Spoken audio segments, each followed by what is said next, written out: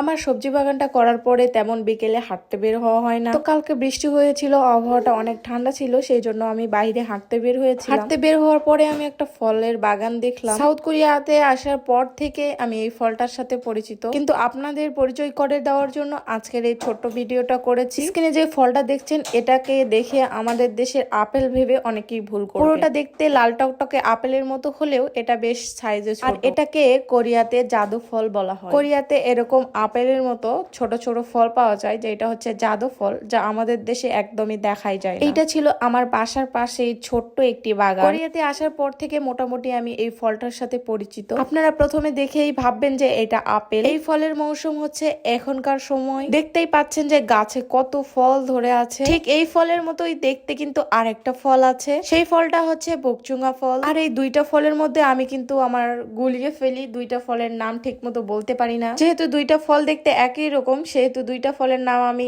উল্টাই ফেলি। এই যে দেখেন স্ক্রিনের, এই ফলটা হচ্ছে বকচুঙ্গা ফল, যার গায়ে খসখসে। আর আপেলের মতো যেই ফলটা দেখিয়েছি আগে, সেটা হচ্ছে জাদু ফল।